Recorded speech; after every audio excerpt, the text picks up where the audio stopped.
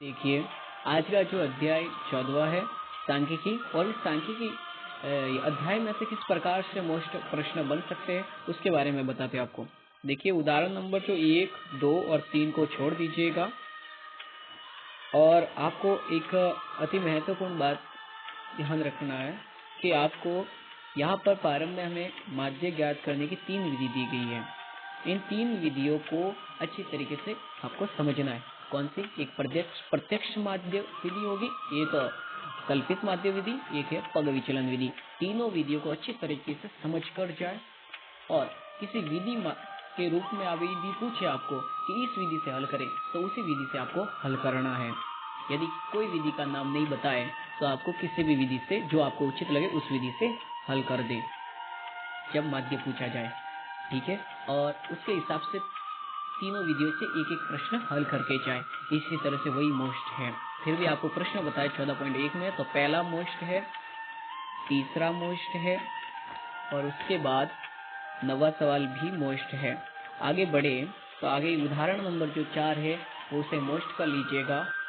उदाहरण नंबर जो 5 है इसे भी मोस्ट कर लीजिएगा। और जो हम आगे बढ़े प्रश्न वाले की ओर बढ़े, उदाहरण 6 को रहने दें, प्रश्न वाले की ओर बढ़ते हैं 14.2। तो 14.2 में पहला प्रश्न और दूसरा प्रश्न बहुत मोस्ट है, इसे मोस्ट कर लीजिएगा, ठीक है। हम आगे बढ़ते हैं।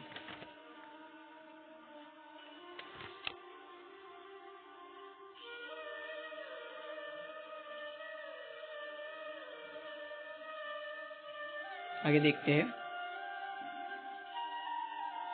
हमारे माध्यक की ओर बढ़ते हैं। तो उदाहरण नंबर माध्यक का सूत्र अच्छी तरीके से याद करना, और ये उदाहरण नंबर 7 ये मोस्ट कर लीजिएगा। उदाहरण नंबर 7 भी मोस्ट है। और जो हमारे आगे बढ़ते हैं, उदाहरण नंबर 8 भी मोस्ट कर लीजिएगा।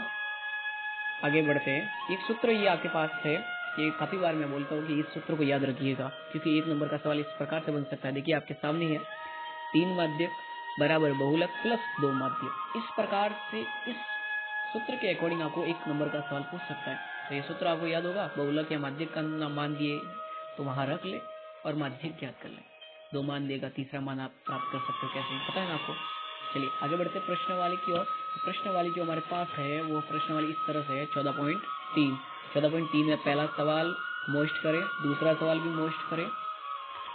आगे बढ़ते हैं, फिर तो सवाल नंबर 7 को भी मोस्ट कर लीजिएगा।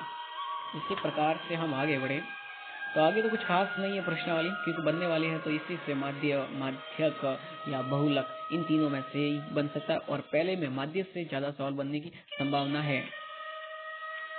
और आपको बता दें, बहुलक का हमेशा सवाल पूछता है। 1 नंबर का सवाल पूछा ही जाता है, 2 नंबर का भी, और बड़े नंबर के भी पूछ सकते हैं। इसलिए बहुलक माध्य तो आप कैसे भी करके हल करके ही जाए, और माध्यक भी इम्पोर्टेंट है।